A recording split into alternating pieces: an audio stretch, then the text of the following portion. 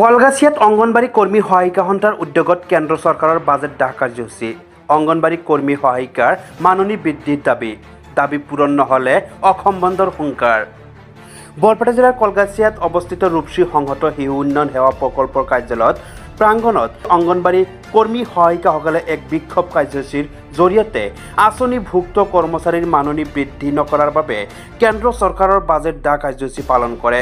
উল্লেখযোগ্য যে CITU আৰু অন্যান্য শ্ৰমিক সংগঠনে বুধবাৰে দেশব্যাপী বাজেটৰ বিৰুদ্ধে প্ৰতিবাদ সাব্যস্ত কৰিছে। তাৰ অংশ হিচাপে আজি কলগাছিয়াতো ৰূপসী ব্লক অঙ্গনবাড়ী কৰ্মী সহায়িকা সন্থাৰ উদ্যোগত বাজেট দাহ কাৰ্যসূচী পালন কৰি চৰকাৰলৈ মাননি বৃদ্ধি কৰিবলৈ দাবী জনায়। চৰকাৰে তেওঁলোকৰ দাবীসমূহ মানি নল'লে অহা মে মাহৰ ভিতৰত অসম বন্ধৰ কাৰ্যসূচী হাতত লৈ ৰাজ্যব্যাপী ব্যাপক আন্দোলন গঢ়ি তুলিব বুলিও হুংকাৰ প্ৰদান কৰে। এই আন্দোলনৰ কাৰ্যসূচীত সন্থাৰ সম্পাদক হাছিনা আহমেদ, কৃষক নেতা চান মাহমুদ আহমেদ আৰু শ্ৰমিক নেতা আব্দুল কৰিম সহ ভালেসংখ্যক অঙ্গনবাড়ী কৰ্মী সহায়িকাসকল উপস্থিত থাকে।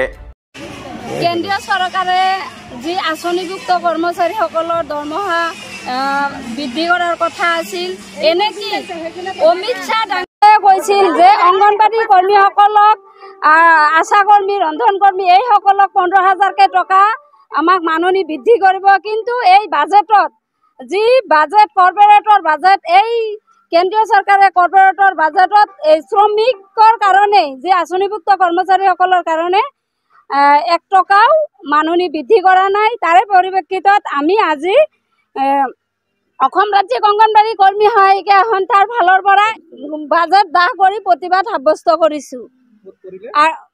আমি কলগাছিয়া ৰূপসী প্ৰকল্পৰ অঙ্গনবাড়ী কৰ্মীসকলে কৰিছোঁ। কেন্দ্ৰীয় বিত্তমন্ত্ৰী সীতাৰামনে 1 ফেব্ৰুৱাৰীত যি বাজেট উত্থাপন কৰিছে, এই বাজেটত আমি দেখা পাইছোঁ টকাৰ পৰিমাণ বাঢ়িছে। 2,70,00,000 কৰ্মচাৰী আছে আঁচনিভুক্ত, তেওঁলোকে চৰকাৰী কৰ্মচাৰী হিচাপে মৰ্যাদা পোৱা নাই। পূৰ্ব বাজেট আলোচনাত তেওঁলোকৰ 15,000 টকা মাননি বৃদ্ধি কৰিব বুলি অমিত শ্বাহ ডাঙৰীয়াই ঘোষণা কৰিছিল, কিন্তু বাজেটত তাৰ প্ৰতিফলন নহ'ল। লগে লগে শ্ৰম বিৰোধী এই বাজেট, কৃষক বিৰোধী এই বাজেট।